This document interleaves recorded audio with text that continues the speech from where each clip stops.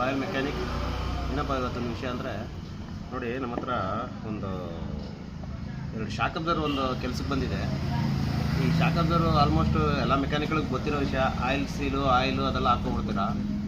But ಈ spring ಹಾಕೋದ್ರಲ್ಲಿ ಒಂದು confusion ಇರುತ್ತೆ. ಈ ಸ್ಪ್ರಿಂಗ್ ಯಾವ ರೀತಿ ಇರುತ್ತೆ ಅಂದರೆ ವಿಶೇಷ ಐತೆ. ಒಂದು ಸೈಡು ಹಾರ್ಡ್ ಇರುತ್ತೆ, ಒಂದು ಸೈಡ್ ಸ್ಮೂತ್ ಬರುತ್ತೆ. ಇದು ಕೆಲವರು ಕನ್ಫ್ಯೂಷನಲ್ಲಿ ಇರ್ತಾರೆ, ಇದು ಹಾರ್ಡ್ ಕೆಳಗಡೆ ಹಾಕ್ಬೇಕಾ ಇಲ್ಲ ಸ್ಮೂತ್ ಕೆಳಗಡೆ ಹಾಕ್ಬೇಕಾ ಅಂತ. ಯಾವುದೇ ಗಾಡಿ ಆಗಲಿ ಹಿಂದ್ಗಡೆ ಶಾಕ್ ಅಬ್ಸರ್ವರ್ ನೋಡಿ, ಹಿಂದ್ಗಡೆ ಶಾಕ್ ಅಬ್ಸರ್ವರ್ ಯಾವ ರೀತಿ ಸ್ಪ್ರಿಂಗ್ ಇರುತ್ತೆ ಆ ಆ್ಯಂಗಲಲ್ಲಿ ಹಾಕಿ ನಿಮಗೆ ಹಾಗೆ ಒಂದು ಎಕ್ಸಾಂಪಲ್ ತೋರಿಸ್ತೀನಿ ನೋಡಿ. ಸ್ಪ್ರಿಂಗು ಸರ್ ಹತ್ರ ಫೋಕಸ್ ಮಾಡಿ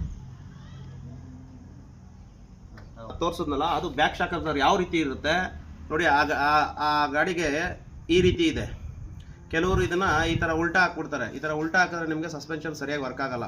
ಓಕೆ, ಈ ಥರ ಹಾರ್ಡ್ ಇರೋದು ಫಸ್ಟ್ ಒಳಗಡೆ ಹಾಕ್ಕೊಳ್ಳಿ. ಆಯಿಲು ಯಾವ ಗಾಡಿಗೆ ಯಾವ ಮೆಜರ್ಮೆಂಟ್ ಇರುತ್ತೆ ಅದೇ ಮೆಜರ್ಮೆಂಟ್ ಮುಖಾಂತರ ಆಯಿಲ್ ಹಾಕಿ. ಓಕೆನಾ? ಹಾಗೆ ಈ ವಿಡಿಯೋ ಇಷ್ಟ ಆಯಿತು ಅಂದರೆ ಲೈಕ್ ಮಾಡಿ, ಶೇರ್ ಮಾಡಿ, ಸಬ್ಸ್ಕ್ರೈಬ್ ಮಾಡಿ. ಬಾಯ್.